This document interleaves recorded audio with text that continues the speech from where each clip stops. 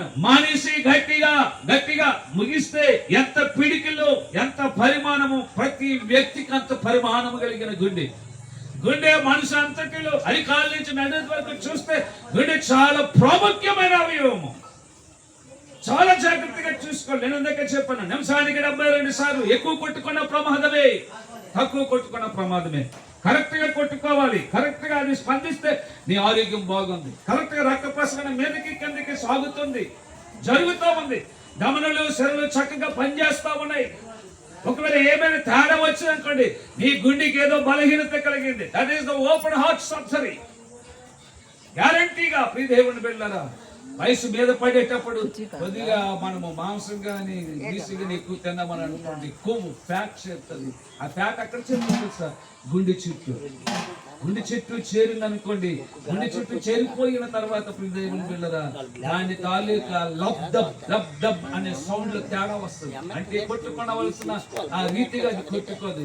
అంటే అయ్యా డాక్టర్ గారు ఎక్కడ నొప్పి వస్తుంది, అక్కడ నొప్పి వస్తుంది, ఏదో ఉంది, భయంగా ఉంది, ఒకసారి చూడండి అంటే డాక్టర్ గారికి ఏం పోయింది, టక్క టక్క మనకి కాగితం చూపించాలి. స్కానింగ్, ఆ స్కానింగ్ దగ్గరికి వెళ్ళి నువ్వు స్కానింగ్ చేసుకుని వస్తానే కానీ అసలు నీ సంగతి తేలదనాను కానీ భయం కొద్ది ఆతృత కొద్ది అప్పో చేసుకుని పరుగులు ఆడుతావు. స్కానింగ్ చేసుకొని వస్తాను, చూస్తాడు, బాబు నాయన నీ గుండెకు కొవ్వు పట్టింది, ఫ్యాట్ చేయి. నువ్వు కానీ ఇచ్చేసి అశ్రద్ధ కానీ చేస్తే నీకు హార్ట్ అటాక్ వస్తుంది. నువ్వు ఇమీడియట్ గా అంతవరకు వెళ్ళకుండా నువ్వు అర్జెంటుగా నువ్వు ఆపరేషన్ రెడీ అయిపో అని అంటాడు. మొత్తం మంది ఇచ్చి ఆపరేషన్ చేస్తాడు. 4 హోల్స్, 4 కణాల్లో, 4 కణాలు ఏ కన్నం మూసుకుపోయినా తేడా వచ్చేస్తుంది. ఆరోగ్యం పోయినట్టే, ఆరోగ్యం పోయినట్టే. వెంటనే ఓపెన్ హార్ట్ సర్జరీ. ఆ సర్జరీ అయిన తర్వాత కొంతకాలం రెస్ట్. ఆ వాళ్ళతో ఏం బాధ తెలుసండి, ముందు ఆపరేషన్ అయ్యేతోటి సంతోషకరమైన సంఘటన సడన్ గా చెప్పిన ప్రమాదమే, దుఃఖకరమైనది బాధకరమైన సంఘటన సడన్ గా చెప్పిన ప్రమాదం మళ్ళీ వచ్చేస్తుంది హార్ట్ అటాక్. అన్ని కాలం నిదానంగా నెమ్మదిగా నవ్వించి లాలించి చక్కగా ఒక కథ చెప్పినట్టుగానో, లేకపోతే చిన్నపిల్లలకి చిన్నప్పుడు మన తల్లి ఎలా మనకు బొవ్వు పెట్టిందో అలాగో నెమ్మదిగా నిదానంగా ఆలోచించి చెప్పాం. ఏదైనా ప్రమాదమే. ఇంకా జీవితాంతం షోకేస్లో బొమ్మలకు చూసుకోవాలి. హార్ట్ అటాక్ వచ్చింది కానీ దానికి సొల్యూషన్ ఉంది, ఆపరేషన్ ఉంది. వాళ్ళ ఆరోగ్యాన్ని కాపాడుకోవాలి. కానీ ఇక్కడ ప్రియ దేవుని బిడ్డలారా, ఈ నాయునాని గ్రామంలో ఈ పేద విధవరాలు బిడ్డను పోగొట్టుకొని ఆమె ఏమవుతుందని తెలుసండి, ఆ చనిపోయిన పాడను ఆ ఊరి వారు యవనస్తులు మోసుకుపోతా ఉంటే ఆ బాధ దుఃఖము జీర్ణించుకోలేక, ఆ దుఃఖాన్ని ఆమె తగ్గించుకోలేక, నివారణ చెందలేకట ఆమె తన ఇంటి దగ్గర నుంచి ఆ ఊరి గవిని వరకట దొర్లేస్తా ఉంది నేల మీద. చింపురి జుత్తు, ఆమె అసలే పేదది, అప్పటికి చిరిగిపోయిన చీర, ఎప్పుడుదో పేదది కదా, భర్తను పోగొట్టుకోవడం ఉంది. విధవరాలు దొర్లేస్తుంది. చాలా మంది ఆ ఊర్లో వారు, వీధిలో వారు, వాళ్ళందరూ కూడా ఆమెను సముదాయిస్తున్నారు, ఆపుతున్నారు. కానీ ఎవరు కూడా ఆమెను సాధుపరచలేకపోతున్నారు. ఎవరు మాట వినట్లేదు. ఎందుకంటే ఆమె తాలూకా బాధ దుఃఖము అంత భయంకరమైన పరిస్థితిలో ఉంది. ఆమె తాలూకా హృదయము చాలా భయంకరముగా ఆమె చదిరిపోయిన పరిస్థితి. ఆ గుండెకు ఎవ్వరు ఏ గాయము ఏ డాక్టరు మాన్పలేని గాయం కలిగింది ఆవిడ. దేవునికి స్తోత్రం. హల్లెలూయా, హల్లెలూయా. వేసవి కాలం దాటి వర్షాకాలం వస్తుందట. ఋతుపవనాలు వస్తున్నాయి పోయిన నాళ్ళ నుంచి తెగ చంపేస్తున్నారు. యూట్యూబ్లోనే అక్కడ ఇక్కడ మీరు ఎంతమంది చూసారు లేదు. ఈసారి వచ్చేవాట మన దేశంలోకి వచ్చేవాట రాక్షసి మేఘాలు. ఏం మేఘాలమ్మా? మాట్లాడలేదు. నా భాష మీకు అర్థం కావట్లేదా? ఏ మేఘాలు అంటండి? రాక్షస మేఘాలు అంటే ఇది ఎవరు చెప్పుడు మాట్లాడడం. రాక్షస మేఘాలట అవి రెడీగా ఉన్నాయట మన దేశంలోకి వచ్చేయడానికి. అప్పుడప్పుడు ఇవి పడతా ఉన్నాయి. వర్షం కంటే గాలి ఎక్కువైపోయి బ్రహ్మాండంగా వేస్తుంది మబ్బు. దానికి తోడు గాలి ఒకటి. ఈ గాలి మబ్బు కలిపి ఏమవుతున్నాయి అండి, మనల్ని భయపెట్టేస్తున్నాయి. భయపెట్టేసి మొత్తం నల్లగా వేసిన మేఘాలని భయంకరంగా వస్తున్న గాలి ఏం చేసిపోతుంది, చూసిపోతుంది. ఈ లోపల మనకి కరెక్ట్గా మన కరెంట్ ఆఫీస్లోనే అది మన స్విచ్ చేసినాడు, అది పోతాడో నడకపోవడం, అది చెయ్యి ఎప్పుడు కూడా కరెంట్ మీదే ఉంటుంది. అంత త్వరగా అయిపోతాం. చిన్న గాలి వేస్తే చాలా ఈ లోపల తీసేసినంత తొందరగా మళ్ళీ మనకు తిరిగి రాదు మనకి కరెంట్. ఎక్కడ వైర్లు తెగిపోవడం, స్తంభాలు పడిపోవడం, చెట్లు ఇరిగిపోవడం, చెట్లు కొమ్మలు ఇచ్చేయడం, దానికి పనిచేస్తుంది తప్ప ఈ గాలి రైతులకు కానీ మనకి నీటి ఎద్దడి తగ్గడానికి కానీ, ఒక చెరువు నిండడానికో, బావులు నిండడానికో, ఏర్లు నిండడానికో, దానికి మట్టికు, వర్షం మట్టికు ఏమీ ఇది లేదు. అలా ప్రియదేవుని బిడ్డలారా, వర్షాకాలం వస్తుందట. వర్షాకాలం వస్తుంది అని అనగానే వీధిలో నుంచి ఒకడు కేకలేసుకు వెళ్ళిపోతా ఉన్నాడట. ఒకడు కేకలేసుకు వెళ్ళిపోతా ఉన్నాడు. ఏమని కేకలేసుకు వెళ్ళిపోతా ఉన్నాడు తెలుసా? సైకిల్ మీద బెల్ల కొట్టుకొని. ఇప్పుడు అంటే మైకులు వచ్చేసాయి, ఇప్పుడు అంతా చాలా టెక్నాలజీ పెరిగిపోయింది కదా. పూర్వకాలం అంటే ఆ చిన్నతనంలోని కొన్ని ఒక 3-4 సంవత్సరాల క్రితం వరకు ఏం చేసేవారమ్మా? ఏం చేసేవారండి? నోటితో నడుచుకెళ్ళేవారు కదా. సైకిల్ మీద, బండి మీద, లేదా నడుచుకొని వెళ్ళేవారు కదా. అలాగా ఇతను సైకిల్ మీద, ఈయన వీధికి వాడేకు అట సైకిల్ మీద ప్రయాణం చేస్తూ ఆయన అట కేకలేస్తామన్నాడట. ఏమని కేకలేస్తామన్నాడు తెలుసా ప్రియులారా? ఏమని కేకలేస్తున్నాడు తెలుసా? గొడుగులను బాగు చేస్తామని కేకేసుకెళ్తున్నాడు. గొడుగులని బాగు చేస్తామని. ఎందుకు? రాబోయే వర్షాకాలం అప్పటికే ప్రారంభమైంది. అక్కడక్కడ వర్షాలు పడతానే ఉన్నాయి. మనకి వర్షాలు తడకుండా ఉండడానికి గొడుగులు కావాలి.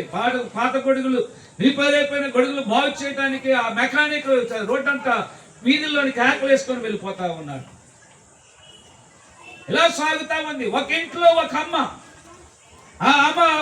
ఆమె బలహీనత చేత ఆమె మంచాల మీద పడి ఉంది.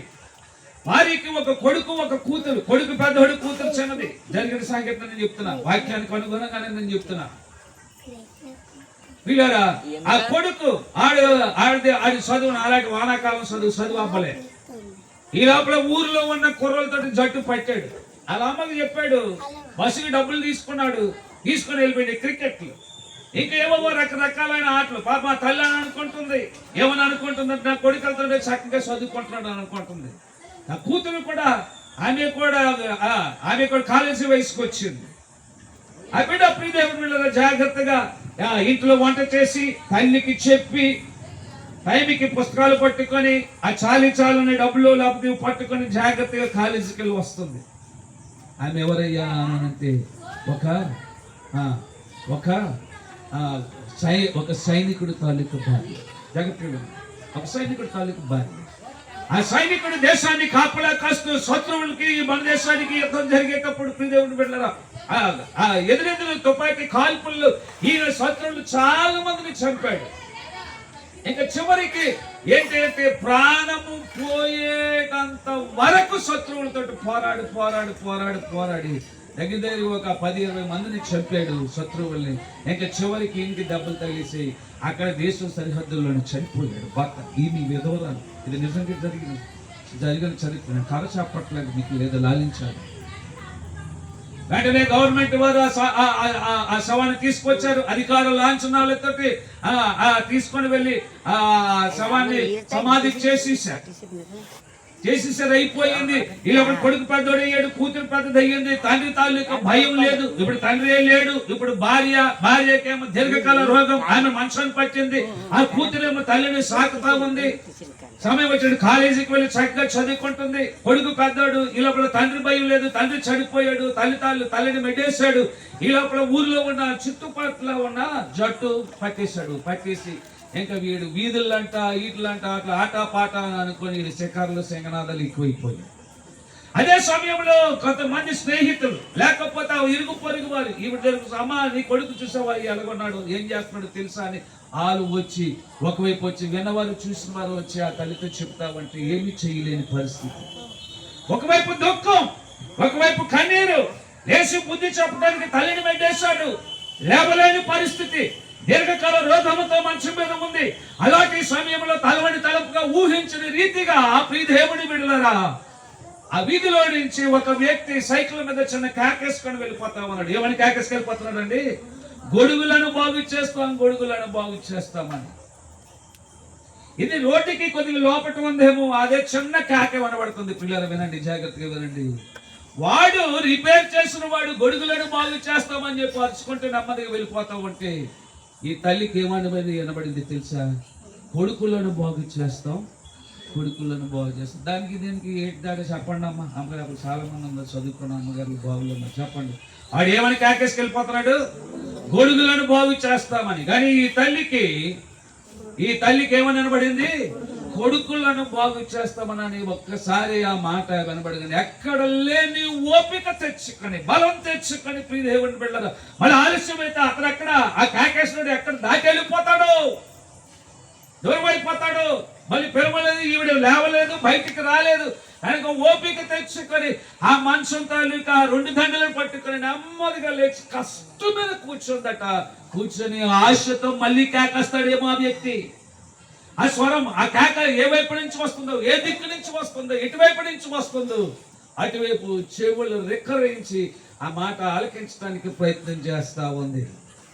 అంతసేపటికి ఆ మాట వ్యక్తి కనుమరుగైపోయాడు. మాట వినబట్టలేదు.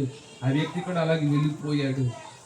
ఆ వ్యక్తి వెళ్ళిపోయిన తర్వాత మరలా వస్తాడేమో అని, మళ్ళా వీధి తిరిగి మళ్ళా తన వీధిలోకి వస్తాడేమో అని ఆశ చేత ఎదురు చూడటం మొదలుపెట్టింది. ఈ దేవుని బిడ్డలారా, ఆమె ఆశ తీరలేదు, ఆమె కోరిక నెరవేరలేదు. ఆ పిలుపు మళ్ళా తిరిగి ఆమె చెవిన పడలేదు. చాలాసేపు అలాగే ఇచ్చేసి బాధపడి కూర్చొని మౌనంగా ఆవిడట